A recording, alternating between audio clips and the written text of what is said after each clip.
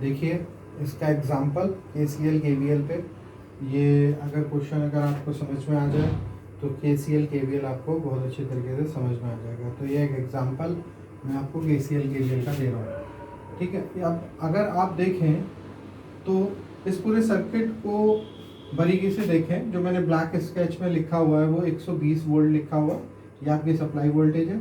इधर 30 ओम का रेजिस्टेंस है और ये दो पैरेलल में इसके लगे हुए हैं 30 ओम के अक्रॉस, 10 ओम और 15 ओम।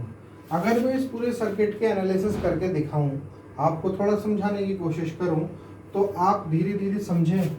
सबसे पहले हमें क्या काम करना है कि सर्किट के अंदर करंट को फाइंड करना है। जैसे मैंने यहाँ पे 10/3 एम्पियर, 2 एम्पियर और 4/3 एम्पियर हर ब्रांच के अक्रॉस मैंने करंट फाइंड कर लिए, यानी हर रेजिस्टेंस के अक्रॉस मैंने करंट फाइंड कर लिए। अगर आप देखें तो ये मैंने करंट फाइंड कैसे करी है, तो सबसे पहला आप समझे कि करंट कैसे फाइंड करिए। ये सर्किट की मैं एक तरीके से एनालिसिस कर रहा हूँ, और अगर आपको एनालिसिस समझ में आती है तो बहुत अच्छी तरीके से आप सर्किट की एनालिसिस को समझ जाएंगे और KCL KVL जान पाएंगे। देखिए सबसे पहले हम क्या काम करते हैं, इन दो रेजिस्टेंसेस को क्या कर लेते हैं, पैरेलल में है ये दोनों, 10 ओम और 15 ओम क्या है, पैरेलल में है ये दोनों। पैरेलल में कैसे, क्योंकि ये आप देखिए अगर सपोज मैं करंट छोड़ता हूं तो दो पार्ट्स में डिवाइड हो जाता है, इट मींस दोनों क्या है, पैरेलल में है। पैरेलल में मैंने आपको बताया था, पैरेलल में आपको करना क्या था, दोनों रेजिस्टेंसेस का क्या कर लेना था, मैंने आपको पिछली वीडियोस में बताया था ये कि इन दोनों का 10 × 15 अपॉन 10 + 15 इक्विवेलेंट रेजिस्टेंस आपको निकालना है। इसका इक्विवेलेंट रेजिस्टेंस, इन दोनों का इक्विवेलेंट रेजिस्टेंस क्या होगा, 10 × 15 अपॉन 10 + 15, जिसका आएगा कितना, 6 ओम, जो मैंने यहाँ पे लिख दिया है 6 ओम। और इसी तरीके से इसके अब ये सीरीज में है 30 ओम, तो मैंने अब इसको श्रिंक कर दिया है सर्किट को, और इसकी सीरीज में कितना लिख दिया है, 30 ओम लिख दिया है। अब अगर मैं इस ब्रांच में से करंट निकालूं तो आपको करंट पता है, KVL में लगाऊंगा यहाँ पे किस तरीके से, देखिए मैंने मैश एनालिसिस के थ्रू मैं कर रहा हूँ इसे। तो आप अगर देखेंगे तो मैंने करंट को क्लॉकवाइज दिशा में घुमा रखा है, तो ये क्या आ रहा है, -120। देखिए मैंने यहाँ पे -120 प्लस का 30i, यानी यहाँ की ये वोल्टेज है 30i, देखेंगे तो प्लस ये है माइनस ये है, तो प्लस का 30i। ऐसे इधर करंट ये प्लस बनेगा और ये नेगेटिव, तो जैसे ही करंट इस पे इनिशियल पॉइंट पे आएगा वो प्लस हो जाएगा, और फाइनल पॉइंट से गुजरेगा वो नेगेटिव हो जाएगा। तो प्लस वाला जो भी आपका पहले आएगा प्लस, तो प्लस मैंने 6 × I लिख लिया है। ये वोल्टेज है हमारी 30i + 60i, ये ऑलरेडी वोल्टेज ही थी बैटरी के अक्रॉस, जिसको मैंने 120 लिया हुआ। तो ये इक्वेशन बनती है इक्वल टू, ये किसके बराबर है, 0 के बराबर। ये वोल्टेज के बारे में अभी हम बता रहे हैं KVL, ठीक।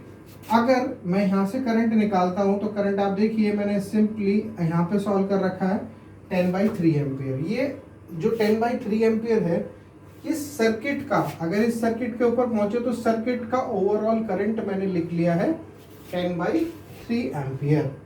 अब मुझे 10 ओम और 15 ओम के अक्रॉस करंट को फाइंड करना था। वो कैसे फाइंड करेंगे, by current division rule, by current division rule के द्वारा। ये रूल भी आप जाने, बहुत इंपॉर्टेंट है करंट डिवीजन रूल।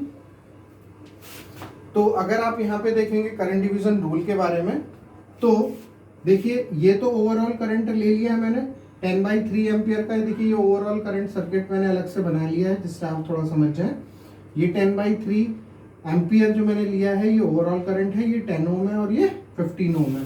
अगर आप दोनों को देखें, दोनों करंट मैंने इस ब्रांच में भी I1 करंट लिख रखा है और दूसरी ब्रांच में भी I2 करंट लिख रखा है, यानी कि 10 ओम के अक्रॉस I1 करंट मैंने सपोज कर लिया और 15 ओम के अक्रॉस I2 करंट। अगर मुझे I1 करंट फाइंड करना है तो कैसे फाइंड करना है, बाय करंट डिवीजन रूल।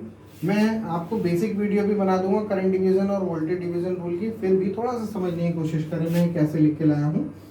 तो आप ये देखेंगे I1 अगर मुझे फाइंड करना है तो आप इस रेजिस्टेंस को ना रख के पैरेलल में जो दूसरा रेजिस्टेंस है उसे सबसे पहले रखेंगे, यानी 15 अपॉन डिवाइड में दोनों रेजिस्टेंसेस का सम, यानी 10 + 15 इनटू ओवरऑल करंट कितना है 10/3 एम्पियर का।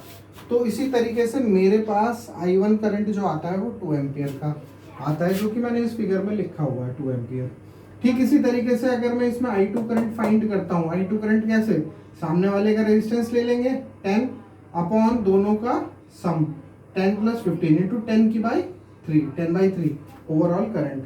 तो ओवरऑल करंट मैंने ले लिया है इंटू कितना आया सॉल्यूशन होके 4/3 एम्पियर। देखिए मैंने यहाँ पे भी करंट 4/3 एम्पियर लिख लिया। अब आपको क्या काम करना है, हर एक रेजिस्टेंस के अक्रॉस वोल्टेज को फाइंड करना है। किसको फाइंड करना है, वोल्टेज को। देखिए यहाँ पे मैंने ये सब वोल्टेज को फाइंड कर रखा है। देखिए 100 volt, 20 volt, 20 volt.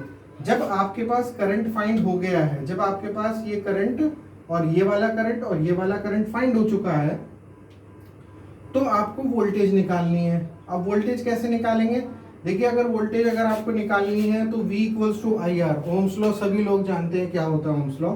V = IR, current आपको पता है और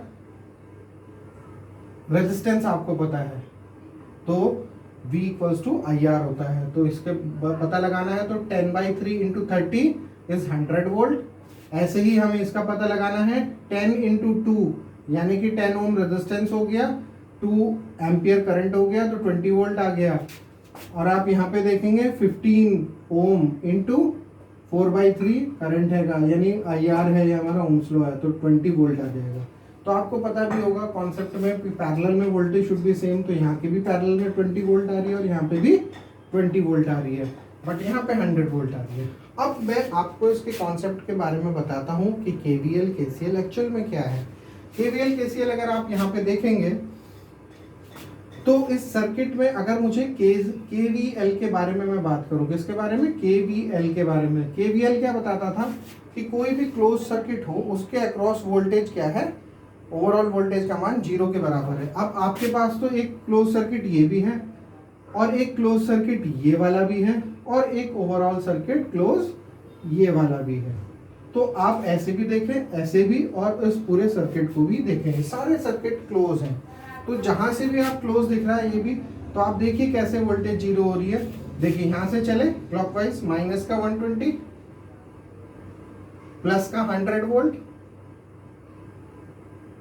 प्लस का 20 वोल्ट। ऑब्वियस ये किसके बराबर होगा, 0 के बराबर। इसका मतलब KVL ने यही कहा था कि जो भी कोई क्लोज पाथ है, क्लोज सर्किट है, उसके अक्रॉस वोल्टेज का मान किसके बराबर होगा, 0 के बराबर। अगर ये भी एक सर्किट है, क्लोज परिपथ है, ये भी एक क्लोज सर्किट है, तो इसमें भी वोल्टेज का मान किसके बराबर होगा, 0 के। देखो माइनस का 20 और प्लस का 20 0 के बराबर होगा। माइनस का 20 प्लस का 20 भी किसके बराबर है, 0 के बराबर। और पूरे सर्किट का भी आप देख सकते हैं, माइनस का 120 प्लस का 100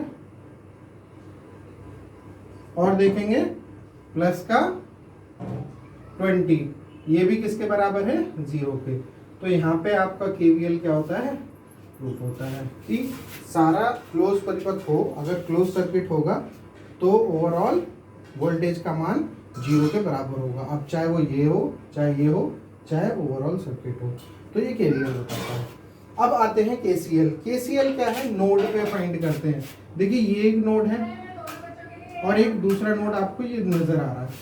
इस नोड की अगर हम बात करें तो आप देखिए करंट आता है, पहले ये मैं फर्स्ट नोड मान लेता हूँ, ये सेकंड नोड मान लेता हूँ।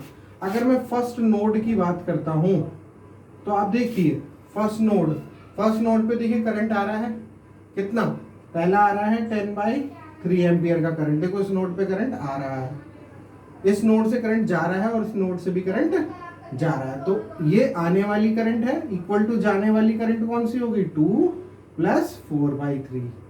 आप इसको एक जगह करें तो ये भी किसके बराबर है, 10/3 -2 माइनस का 4/3 किसके बराबर हुआ, तो 0 के बराबर हुआ।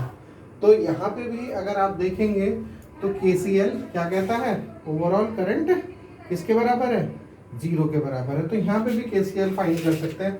और दूसरा आप इस नोड पे भी करंट को देख सकते हैं। देखिए ये भी एक करंट आ रही है 2 एम्पियर की, यहाँ से भी करंट आ रही है 4/3 एम्पियर की, और यहाँ भी करंट जा रही है आप देखेंगे तो 10/3 एम्पियर की।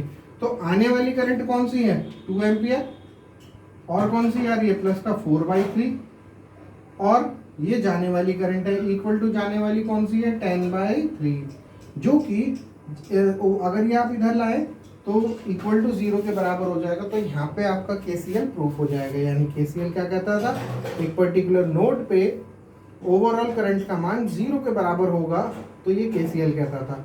तो यहाँ पे मैंने आपको केवीएल और केसीएल दोनों ही बता दिए हैं। तो एक एग्जांपल के थ्रू अगर कोई डाउट हो आप लोगों को तो कमेंट बॉक्स पे मेरे लिख सकते हैं। धन्यवाद।